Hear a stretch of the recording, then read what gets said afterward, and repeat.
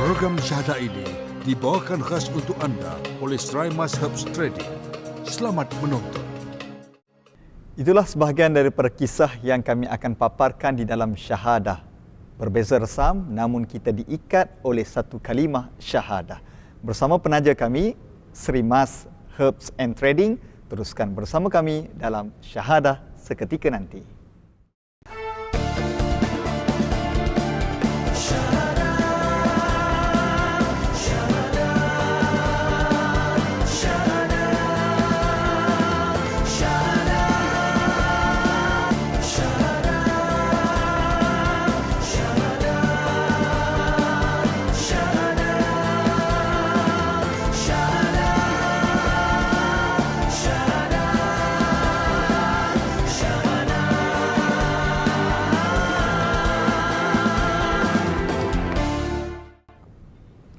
Assalamualaikum warahmatullahi wabarakatuh. Apa khabar saudara penonton sekalian?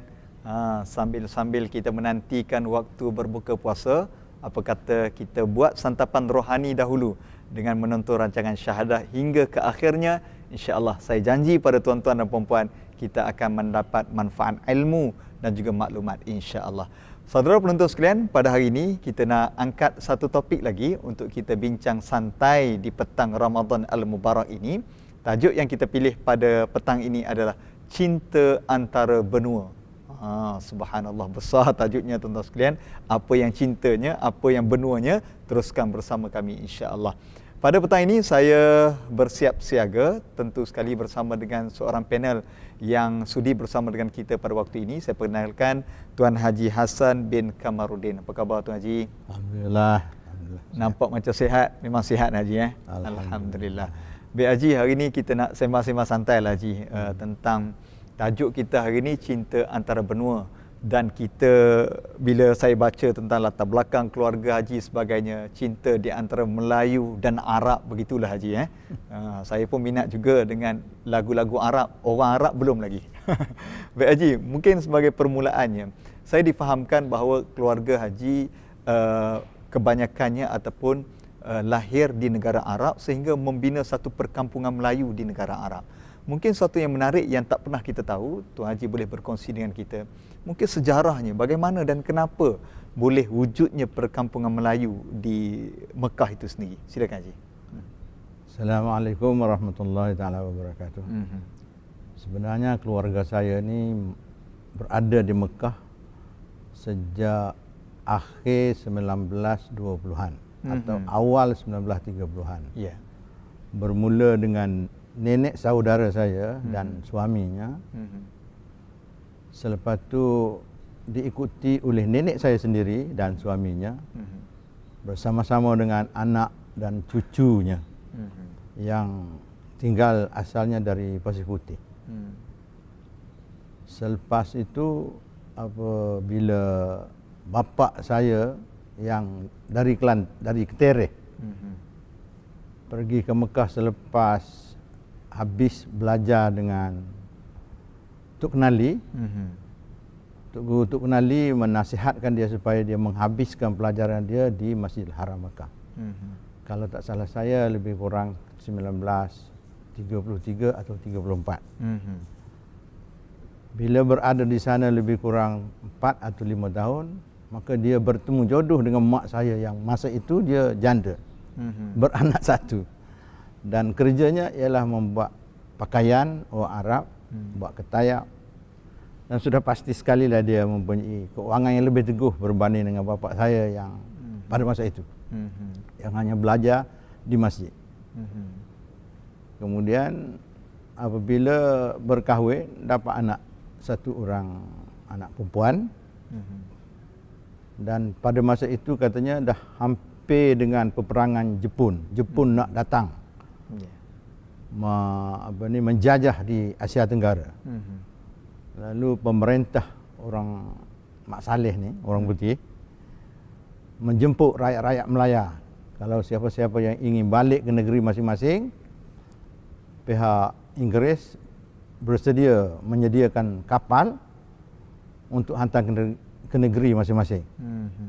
Kerana pos pada masa itu tidak akan berjalan dan duit, surat tidak akan sampai kepada destinasi masing-masing. Jadi bapa saya fikir dia rasa lebih baik dia balik ke negeri walaupun negerinya akan mengalami kesusahan. Lalu dia terus balik. Bermula daripada situ, tapi yang tinggal di sana ialah nenek saudara saya, bapa saudara saya yang tinggal di Mekah. Manakala dia balik ke Melaya. Sebab itu dari keturunan ini ada yang kahwin dengan orang Arab, ada kahwin dengan sama-sama sekampung, sama satu negara lah daripada Melaya. Antaranya ialah kakak saya kahwin dengan orang Terengganu, kata salah saya. Lepas tu diikuti dengan kakak yang satu lagi kahwin dengan orang Selangor pada tahun 1960, kata salah saya. Pertemuan pertama adalah kembara ilmu si ayah tadi nak belajar ilmu agama di masjid di Makkahul Mukarramah, kemudian bertemu jodoh dengan orang Arab sehingga kan membiaklah kita katakan keluarga besar Haji Hassan bin Kamarudin, insya-Allah. Baik, kita nak tengok, saksikan tuan-tuan sekalian bagaimana keadaan rumah ataupun bagaimana keadaan situasi perkampungan Arab. Apa kata kita saksikan video yang telah disediakan dan kita kembali semula dalam syahadah.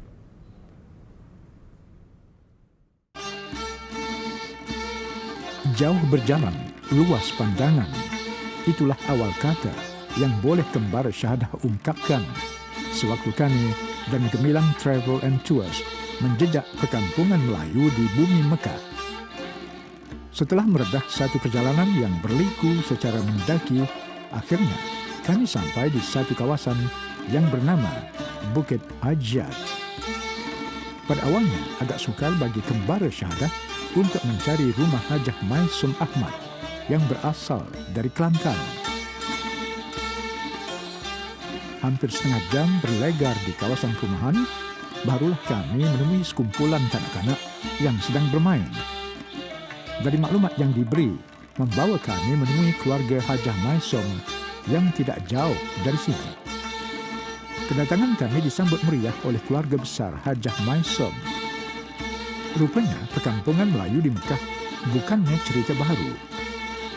Kembar mereka telah pun bermula sejak penghujung 1920-an. Terutama sekali bagi keluarga yang mempunyai pertalian darah dengan Tok Janggut. Tetapi lain pula ceritanya bagi Hajah Maisum. Hijrah wanita dari negeri Cik Siti Wan Kembang ke Tanah Suci Mekah bermula dengan sepucuk surat. Mula saya datang, saya dulu tengah belajar. Tengah sangat-sangat cita-cita nak belajar, nak naik, nak apa? Nak naik, nak belajar betul-betul. Tiba-tiba datang pinang dari Saudi Arabia.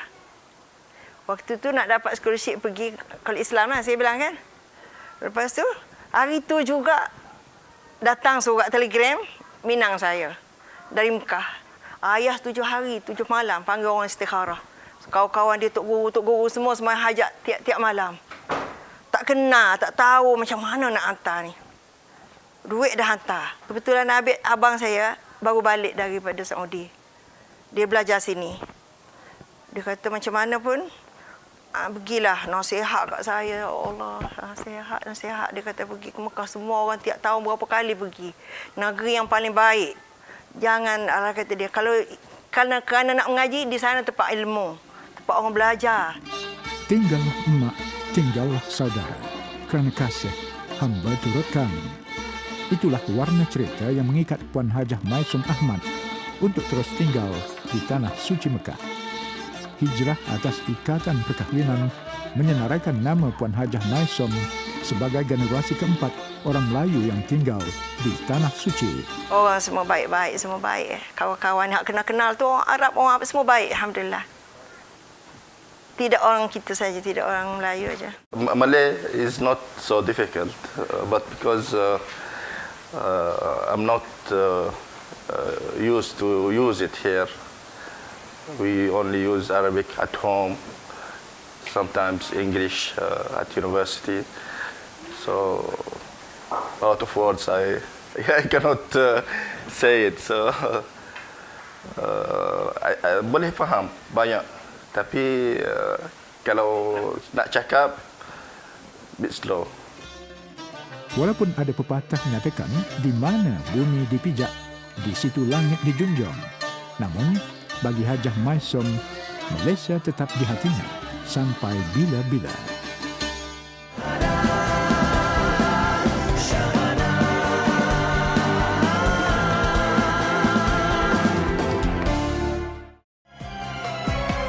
Jangan ke mana-mana, Si Bidadari akan menemani anda sebentar lagi. Kembali bertenaga bersama Jus Hidayah Gold. Alhamdulillah, kita bertemu sekali lagi dalam syahadah yang dibawakan kepada anda oleh Seri Mas Herbs and Trading. Dan tentu sekali, saudara penonton sekalian, saya telah banyak berkongsi dengan Tuan Haji Hassan dan kita pun telah sama-sama saksikan playback yang telah disediakan bagaimana situasi keluarga Puan Maisom binti Ahmad, kakak kepada Tuan Haji Hassan. Tuan Haji Hassan ni namanya Tuan Haji Hassan bin Kamaruddin Alliance Cik Mat. Jadi adik-beradik dah tuan sekalian. Kalau kita tengok orang Arab ni dengan orang Melayu ni kadang-kadang ada persamaannya, ada perbezaannya dan orang Melayu yang diarabkan pun ada situasinya. Mungkin Tuan Haji lihat sendiri kepada keluarga Tuan Haji yang duduk di sana. Ada tak perubahan-perubahan yang berlaku? Orang Melayu diarabkan tu. Ya, sudah pasti sekali dia di sudut makan, pergaulan, dia memang Arab. Contohnya kalau makan futur pagi, dia makan roti. Kalau kita di sini nasi belauk, nasi kerabu. Dia tak makan roti, makan syahir, minum syahir. Begitu juga waktu malam, makannya pukul 12 malam, makan dinner kan. Waktu pukul 8 ni dia sibuk dengan pergi masjid dan sebagainya. Jadi tidur pun lewat malam. Kadang-kadang kalau bulan puasa begini tak tidur terus. Jadi maknanya berubah Haji. Berubah. Itu tabiat dan perangai orang Arab.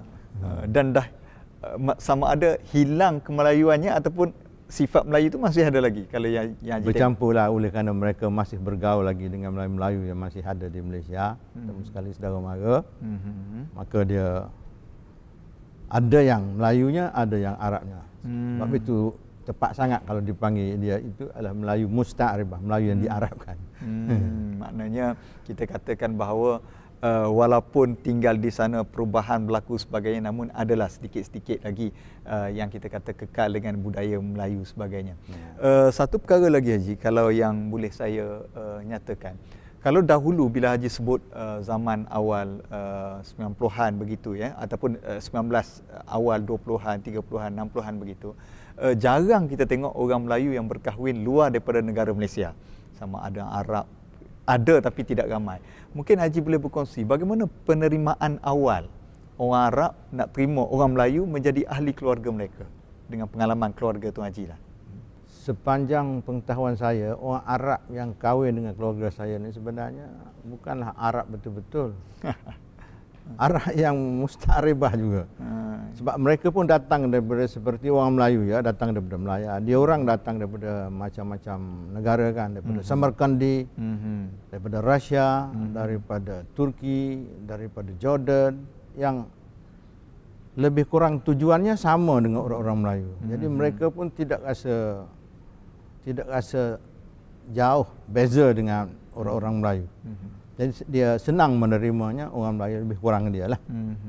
Ya, maknanya percantuman ataupun kita kata ta'aruf yang di awal tu akhirnya menjadi satu keluarga, membiak dan sudah bertukar-tukar budaya insya-Allah. Dan apa kata saudara, kita berehat seketika, kembali semula dalam syahadah.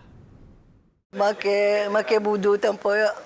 Anak saya pun satu dari anak saya suka makan budu tempoyak. Padahal ayah dia orang Arab. Tapi dia suka makan durian, rambutan, makanan Melayu. Ikan bilis, ikan goreng, semua dia suka. Benda busuk-busuk pun dia suka. Jeruk, tempoyak, petai, semua dia suka. Mereka adalah sebahagian daripada ahli keluarga besar Puan Hajah Maisom. Walaupun tinggal di Tanah Suci Mekah, tetapi tradisi masyarakat Melayu Kelantan masih subur dalam akar diri. Inilah yang dikatakan jauh di mata, dekat di hati. Biarpun terpisah antara dua benua, tetapi ikatan kekeluargaan berjaya mendekatkan anak-anak Hajah Maisom dengan sanak saudara yang tinggal di Malaysia.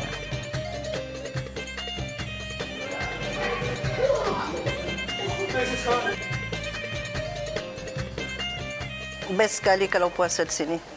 Mana-mana pun nak pergi belayar tak apa waktu lain, tapi waktu puasa mesti balik sini. Rasa sebab semayang tarawih, tahajud, baca Quran, jadi senang di sini. Makanan pun tak beza banyak dari Malaysia sini sebab kita still makan Malaysian food, still Malaysia pun selalu kita balik. Kekerapan menjenguk sanak saudara di Malaysia serta ingatan sanak saudara datang bertanya kabar membuatkan Hajah Maisom tidak pernah rasa sunyi berada di tempat orang sejak dari awal penghijrahan lagi. Malah dipanjatkan rasa syukur kerana kehadirannya di Tanah Suci Mekah telah membantu ramai jemaah Malaysia ketika mereka berada dalam kesusahan sewaktu menjadi tetamu Allah. Kita duduk sini, sungguh pun jauh daripada negeri kita asal, tapi macam negeri sendiri. Sebab orang sini sambut kita baik semua. Tapi keluarga pun, anak-anak menantu semua kahwin dah bercampur. Ada yang kahwin orang Jordan, ada kahwin orang yang campur Turki, campur Mesri, ada campur macam-macam. Inilah hikmah yang tersirat dari satu perjalanan yang panjang di perkampungan Melayu Bukit Ajar. Alhamdulillah, syukur ni. Sinilah keadaan pemerintah, alhamdulillah, didikkan dalam agama selalu menggemarkan untuk orang ibadat. Syukurlah ada semua kemudahan semua. Orang yang tak sangka di sini ni, air, sayur, makanan, buah, semua yang tak ada negeri lain semua ada. Bila pergi keluar negeri mana pun, hati nak balik sini. Berasa paling gembira hidup di Mekah ni, di Saudi Arabia. Ada cerita di sebalik penghijrahan mereka. Apapun kisahnya, yang penting Melayu tidak akan hilang di dunia.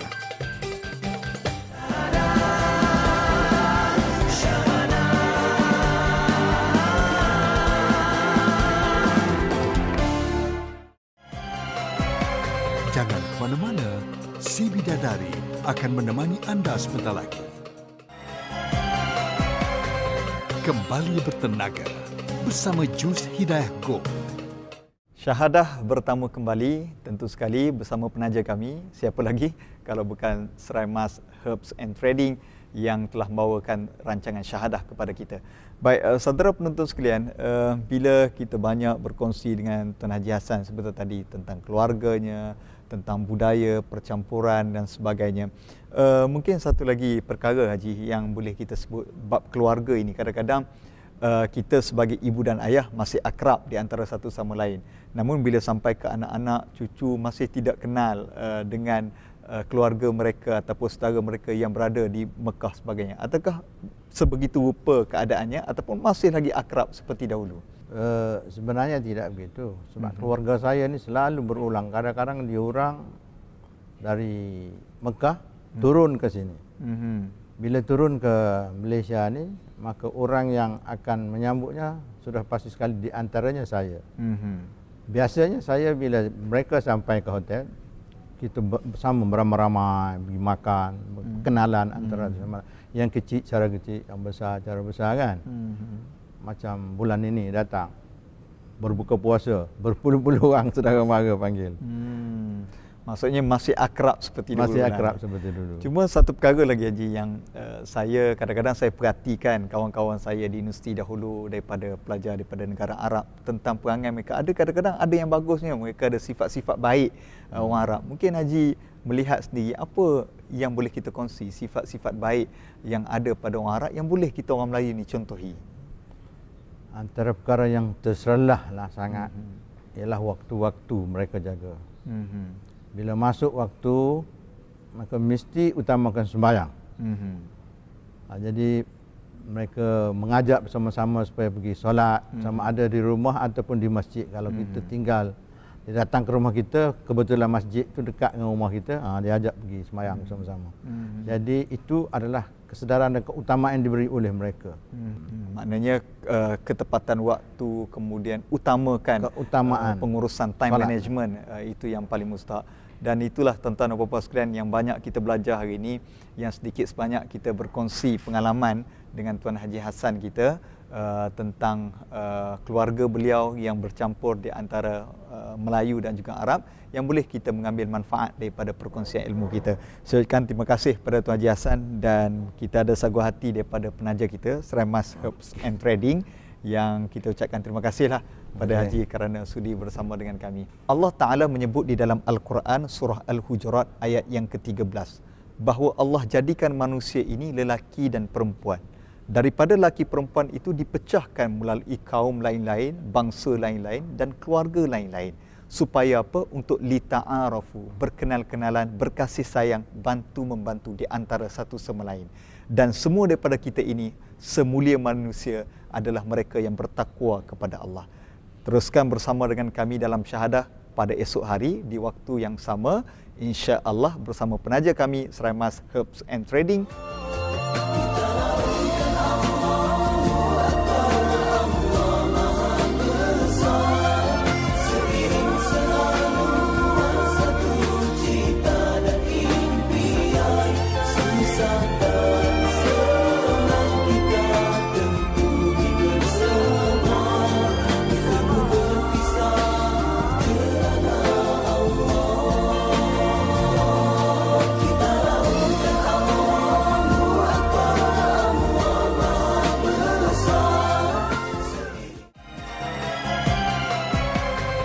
Program syahadah itu tadi dibawakan khas untuk anda oleh Serai Mas Herbs Trading.